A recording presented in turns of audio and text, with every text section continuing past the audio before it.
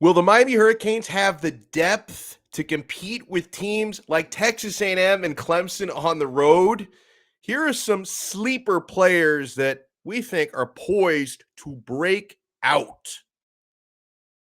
You are Locked On Canes, your daily podcast on the Miami Hurricanes, part of the Locked On Podcast Network, your team every day.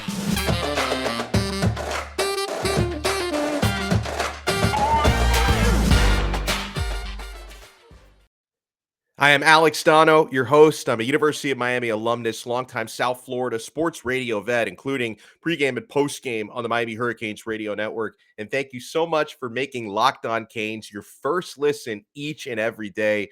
We're available free wherever you get your podcasts and also available free on YouTube. So make sure you subscribe to our YouTube channel for those watching us. Hit that thumbs up button and be sure to subscribe. We are part of the Locked On Podcast Network, your team every day. So I absolutely love this as the offseason. We're in the dog days of the offseason, but fall camp is going to be here before we know it. We're starting to hype up some of the big games Miami is going to play this year, including at Texas A&M, at Clemson, home against Florida State, all those ACC coastal matchups that we love so much. But we went to our Twitter at Locked On Canes. You can follow us at Locked On Canes. We will follow you back. You can also follow my personal at Alex Donno, Donno spelled Donno. And this all started from one of our listeners named Mitch, who's at Maniac Cane Mitch on Twitter, who said, "Who is your dark horse offensive and defensive player this year for Miami football?" His nominees on offense: Elijah Arroyo, tight end. That's a really good one. A couple good ones on defense as well. Chance Williams and to Corey Couch were his nominees. So he gave you someone from the defensive front and a defensive back. Now, let's start with Elijah Arroyo, sophomore tight end. I agree wholeheartedly. That's got to be one of the top answers on your board. This guy has the explosiveness and, of course, the size and strength you need at 6'4", 240, and he's still growing to be the next great in line of Miami football tight ends. I think he's got even more upside than Will Mallory. I'm glad Will Mallory came back for his senior year. He's penciled in to be the starter at tight end, the first guy you see on the field. But I think Elijah Arroyo has even more long-term upside, man. 5 catches for 86 yards last year, a touchdown last season. I liked his lone touchdown was a nice long grab of 29 yards.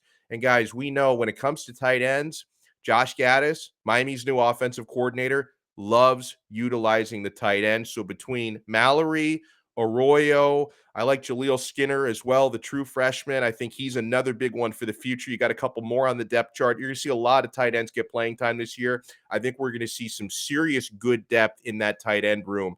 And man, Cane Mitch, Maniac Cane Mitch, you took that one right out of my brain with Elijah Arroyo. I absolutely co-signed. I think this guy is a sleeper who's going to have a breakout year this year. So he also threw in, you cheated a little bit on your own question though, Mitch, because you implied you wanted to give one offensive and one defense. You gave a pair of defensive guys. We'll start with the Corey Couch at corner or at nickel.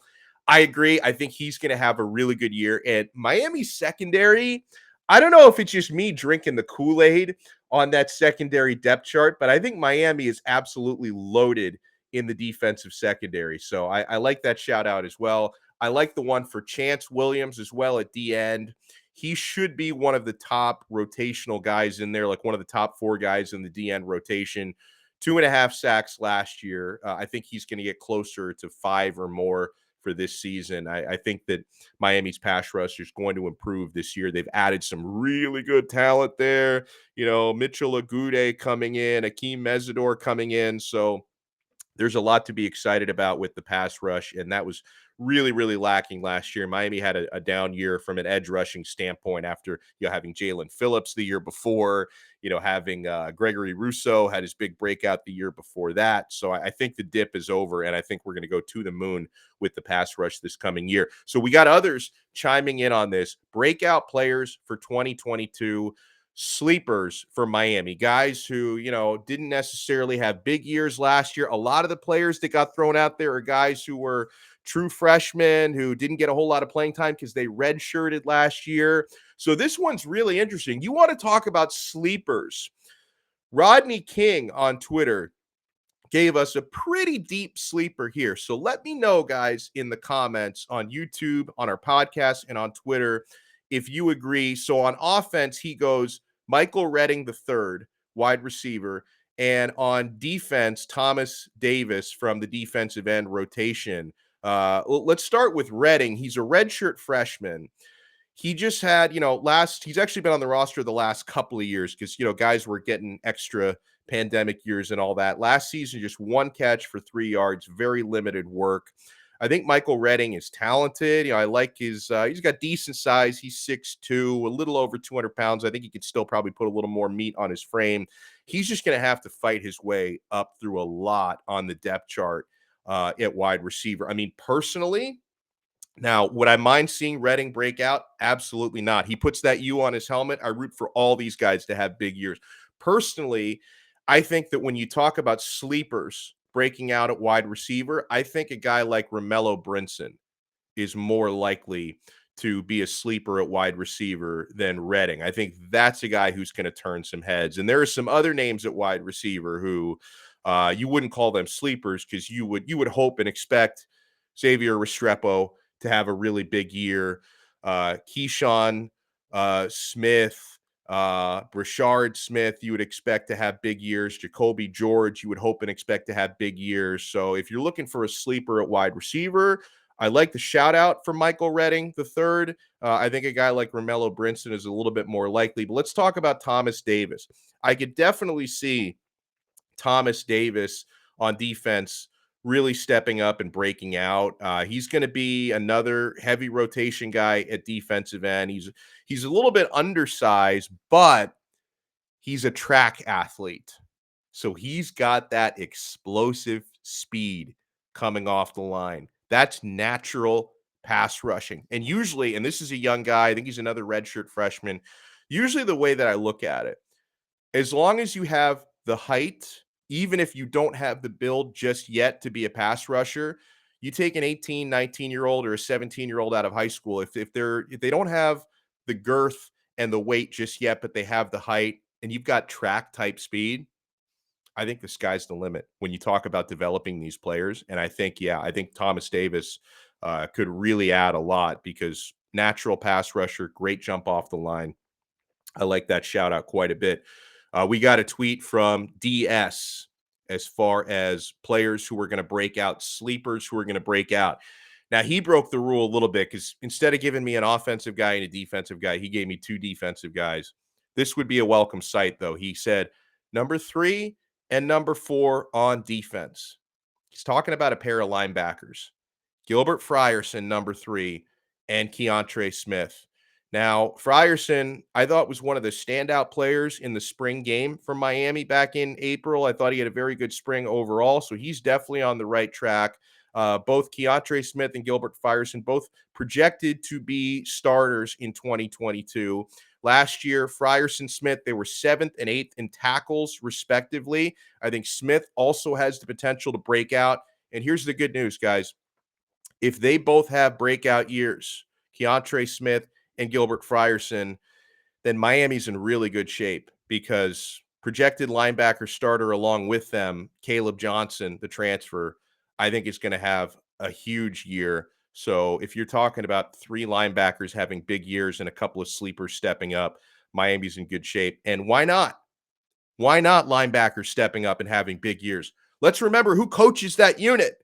Some of the best coaching in the country at the linebacker position. Charlie Strong is in coaching Miami's linebackers. And you have seen Charlie Strong coach linebackers excel wherever he's been and whatever his job title is, whether he's been a linebacker coach, a defensive coordinator, or a head coach. The linebackers always eat under Coach Strong. So I like that. Here's a tweet from our good pal, ATM, All Teams Miami. He says now, and he admits it in here, I don't know if these are sleepers, bro. I don't know if I would consider these sleepers, but he says, I'd go with the 2 Smiths at wide receiver, Keyshawn and Brashard Smith. He said, I'd throw Romello Brinson in there. Now, okay, Romello Brinson I would consider that a sleeper. I don't know about Keyshawn and Brashard Smith, though. He says, it's hard to find sleepers, he admits. I'm excited for this team.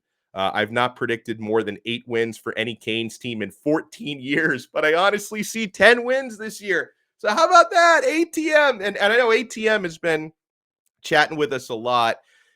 His view on he thinks coaching is going to make a big enough difference this year, like a big enough immediate impact. Cristobal and all the all-star staff he's brought in. ATM tweets to us a lot, and he thinks there's going to be enough of an immediate impact that Miami is really going to surge this year compared to last year. Now, of course, we get this as well. We get trolled a little bit. Are we getting trolled by a Florida State fan? Florida fan? No, we're actually getting trolled by one of our own, Better Duck on Twitter. If y'all know Better Duck, he doesn't have a whole lot of nice things to say about this roster. So when I asked on Twitter what sleepers are going to have a breakout year, Better Duck responds, nobody. He says, roster is scrapes. Still players that gave up 300 and 250 rushing yards to 2 Jag running backs in the same game on the one team. He's talking about that disaster 62-26 a couple seasons ago against North Carolina, where Miami gave up like 1 million rushing yards. He's talking about that. He says they'll end up in tears, just like they did after folding to FSU. Richt and Diaz ruined the program, and it's going to take 10 years to fix it. He says, 10 years. And here I'm thinking we might be able to fix Miami football in 2 to 3 years. Better Duck says it's going to take 10 years. So thank you guys so much for the tweets at Locked On Canes. Keep it locked here because we have a lot more coming up on this episode. We have some quotes from Mario Cristobal on 560 WQAM in Miami talking about how he's trying to establish a culture of constantly competing. And then we also have, guys, how about this? ESPN released their top 100 college football games this coming season. And we got some Miami games in the mix. Which games and how many? We will talk about that here on Locked On Canes right after we talk about BetOnline. Our partners at BetOnline continue to be the #1 source for all your betting needs and sports info. Find out the latest odds, news, and sports developments, including this year's basketball playoffs, Major League Baseball scores, fights, and even next season's NFL futures. And guys, you can see odds for some of Miami's biggest games next year, like Texas A&M, like Clemson, like Florida State. You can see whether Miami's dogs or whether they're favored. You can get all that at betonline.net. It's your continued source for all your sports wagering information, from live betting to playoffs, esports, and more. Head to the website today or use your mobile device to learn more about the trends in action. BetOnline, where the game starts. Thank you for making Locked On Canes your first listen. Now for your next listen, check out the Locked On Sports Today podcast, the biggest stories of the day, plus instant reactions, big game recaps, and the take of the day. It's available on the Odyssey app, YouTube, and wherever you get your podcasts. So I like a lot of what came out from Mario Cristobal on a recent interview on the Hurricane Hotline on 560 WQAM down in South Florida. And kudos to David Lake of Inside the U for transcribing a lot of this. So Mario Cristobal wants to establish a culture that is constantly competing. Now, before I read some of these quotes to you folks, I want to make a callback to something we talked about on yesterday's episode.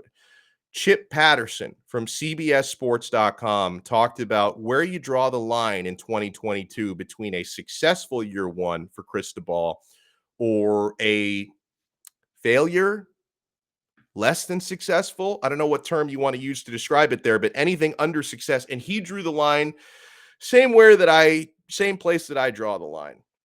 You got to get to the ACC championship game. You got to win the Coastal. Anything below that, I think you consider a failure of a season, right? That's where I draw the line between success and failure. But it was something else that Chip Patterson said in that piece that really got me thinking that, hey, at least the guy writing this gets it. I know Mario Cristobal gets it, but the guy writing that piece understands it because, okay, Mario Cristobal, he didn't come to Miami for a career stepping stone. right? He looks at this as the job. This is his dream job. This is the job that he wants to make this his thing, right? I mean, I'm sure he would love to be Miami's version of what Bobby Bowden was at Florida State, for an example. Like this is his destination. That's one thing. He's also not just coming here because, hey, they offered me a job, they offered me a lot of money, let me collect some checks. No, Mario Cristobal, he understands how much work and what type of work has to come to rebuilding this program. That's why I think a hire like this is so important, right? You didn't just get some big name coach asking for a lot of money who's just going to come in, try to improve your win total for a couple of years, and he's going to look for an NFL job or a bigger college job. No, Mario Cristobal actually understands the sort of resources, the sort of commitment, the sort of fundraising that needs to go into this, the sort of recruiting that needs to go into this in the area. You start in South Florida, you work your way out from there. Like Chip Patterson captured it well. Cristobal understands just how much work needs to go in to making Miami a top tier football program again. And I think that's why it's so important, because Miami has fallen off over the last couple of decades. Cristobal understands what it's going to take to build it back up. And that's just his side of it. He understands it on the field as well, as far as what these players need to do. He says competition needs to be brought in, embraced, and really appreciated. Now, remember, Cristobal played at the U from 1988 to 1992. That's one of the best four-year stretches in program history. He was a part of two national championship winning teams, 89 and 1991. And yeah, at every position, Miami was 3-4 deep with hungry guys who could have started at virtually any other university in the country. So he understands what it means to bring in that depth and competition. He says, it is the concept of getting on edge and staying on edge, Cristobal said, making sure that it feels like 4th and 1 every day when it comes to the work. If you can accomplish that, then your mentality will then lead to a great identity and physicality, and then you are on your way to doing some things that can be successful. He says the volume and intensity were the biggest aspects that were different. So he's talking about there, because when Cristobal came in, right, you've got some new players, transfers, freshmen. You've got a lot of the players that were on the team last year, and they got away with a lot under the Manny Diaz regime and probably under the Mark Richt regime previous as well. They got away with some laziness, okay? And Cristobal had to try and put in a little culture shock from day one. So this is him talking about how that went with his players quickly adapting to his style. The volume and intensity were the biggest aspects that were different, he said. That is challenging. I have been in a place where there is no humidity and it's 55 degrees all the time, talking about Eugene. So the volume, intensity, and these elements makes it challenging, he says. He says the best thing about all these guys is they understand the simple concept of the only thing that can prevent this team from having success is us. And the egos have to be checked at the door, he said. Now, I wouldn't necessarily say that anytime in the last 20 years, but you know what we used to say about Miami, 80s, 90s, 2001, 2002? The only team that can beat Miami is Miami. We always used to say that.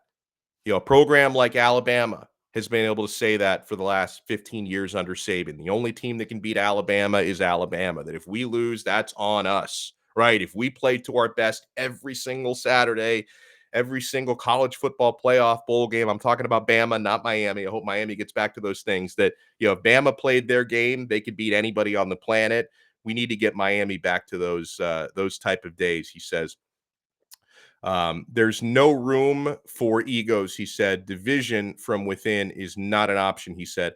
Let's make sure that everything we do is about finding solutions and making ourselves better, Cristobal said, challenging each other and lifting each other up. He says, we're looking forward to working with each other. He said, we understand that there will be some painful steps along the way, but we are equipped to handle those. We will need to learn and teach as those come along.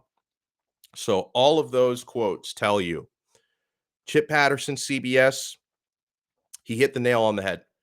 I don't often say that about national guys covering my local teams. They tend to get a lot of stuff wrong because they just don't have the perspective.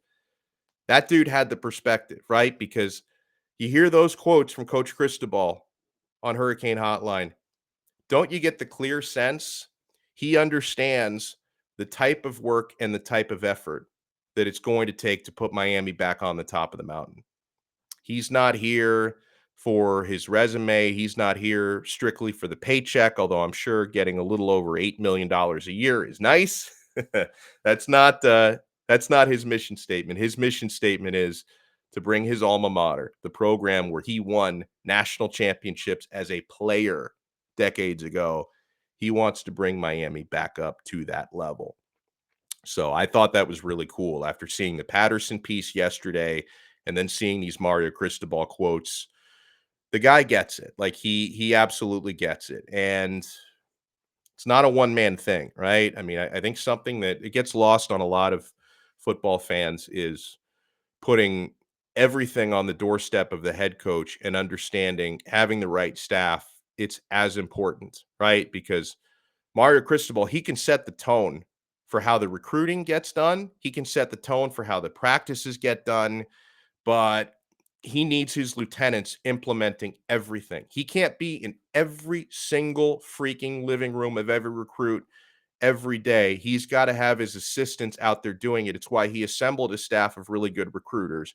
And then even on the field, like when you're talking about the drills being done in practice, yeah, Cristobal is going to do some one-on-ones with the offensive line. He's going to do a little bit of micromanaging on a lot of different units because he's a detail-oriented guy, but the real teachers are his assistants. The real teachers are the Alex Mirabals and the Frank Ponces and the Charlie Strongs of the world. And so you have to have, pun intended, a strong staff in order to get that stuff done. And so that's another reason why I believe Mario Cristobal is going to succeed at Miami. I know we're going to hear it from the Oregon fans, bro. Just wait till game day. This guy's going to blow it. He's going to piss away every big game. He's not going to know how to use his timeouts. He's not going to have his guys ready. I'm hearing a lot of that banter, and that's fine. But I think, number one, Cristobal in Miami, I think, is a perfect fit because of where he came from and now being back here. And then number two, yeah, the way he's been able to put a staff together. And I know some of these guys are going to come and go, right? Like you can't expect Charlie Strong to be on this staff for 3, 4, 5, maybe not even 2 years, right? I mean, some of the assistants are going to use these jobs as a stepping stone to get to where they want to be. But I think you see Miami's got the budget and they've got the magnetic pull right now where they're going to replace some of these winners with other winners. And when you surround yourself with coaching talent like this, I think that's another reason why Coach Cristobal is actually going to succeed at Miami. And then, yeah, it also helps that the ACC Coastal, year in and year out, the most wide open division in college football.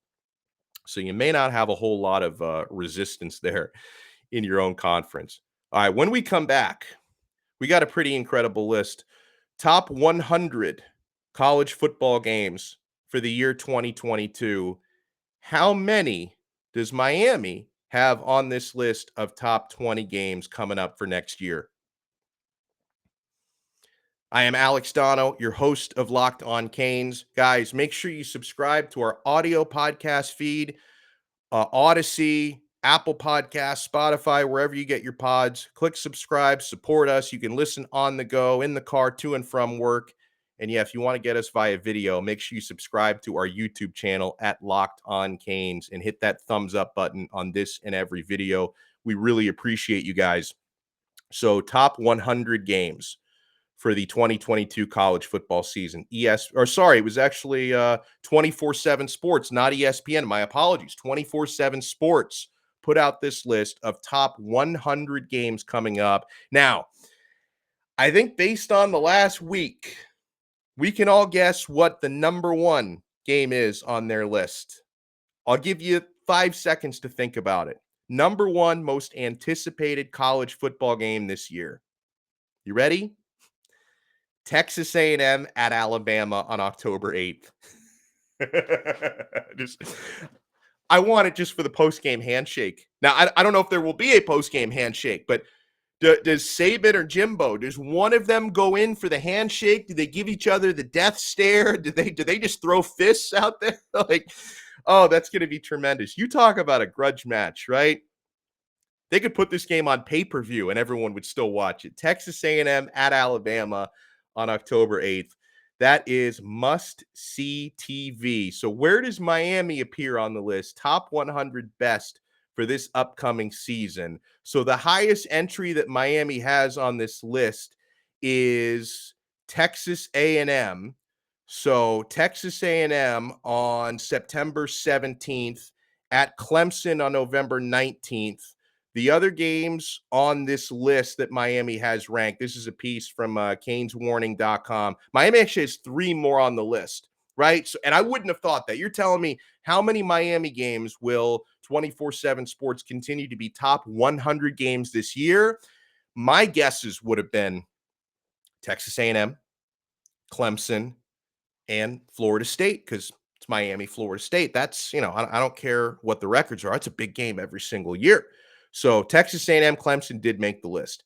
Then there are some surprises. The other 3 games named by 24/7 Sports, Pittsburgh at Miami on November 26th. That's the last game of the year, last regular season game of the year. So that could be the battle for the Coastal, right? That was the 69th ranked game of 2022. North Carolina at Miami on October 8th. That's the 79th best game for 2022.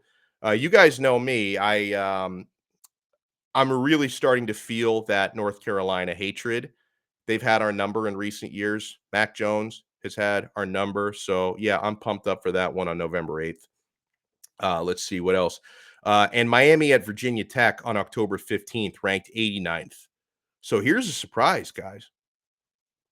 How far has that rivalry fallen? Is that a misstep on their part? Is this an oversight? Florida State at Miami didn't make their top 100. Now, I know the opening line for that has Miami favored by 9.5. Florida State did beat Miami last year. I haven't forgotten about that. But still, man, they don't think Florida State's going to be very good next year. But how do you not include Miami and Florida State as a top 100 game in college football? I feel like that's an insult to that. One of the greatest rivalries in college football. I feel like that's an insult. So here's, by the way, I mentioned the Texas A&M game and the Clemson game are the highest games that Miami has on that list of top 5 college football games in the top 100. These are the highest on the list.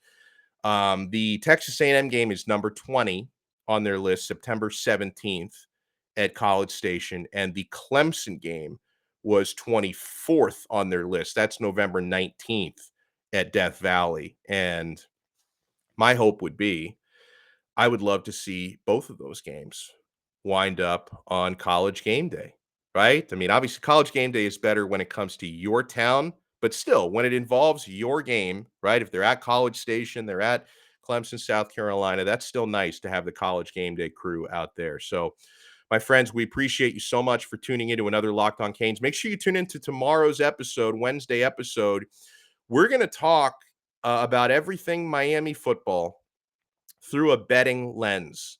A member of the Locked On family, my very good friend Lee Sterling from Locked On Bets, is going to join us on tomorrow's episode to talk about Miami's win total, to talk about Miami's odds to win the ACC, Miami's odds to win the Coastal, Tyler Van Dyke's odds to win the Heisman. If Lee Sterling thinks we should lock in any of those futures on Miami, we're going to talk with Lee Sterling from Locked On Bets on tomorrow's episode. So make sure you stay tuned for that. And again, make sure you subscribe on all the audio podcast channels, Odyssey, Apple Podcasts, Spotify, and make sure you subscribe and hit the thumbs up on YouTube as well. Thank you so much for making Locked On Canes your first listen today. Now make your second listen the Locked On NBA Big Board podcast. Raphael Barlow, Richard Stamen, Sam Ferris, and Leif Tulin give fans an in-depth look into the biggest prospects, the latest player rankings, and of course, big boards. Follow Locked On NBA Big Board every day on the Odyssey app, YouTube, and wherever you get your podcasts. We will talk to you again tomorrow on another episode of Locked On Canes, part of the Locked On Podcast Network, your team every day.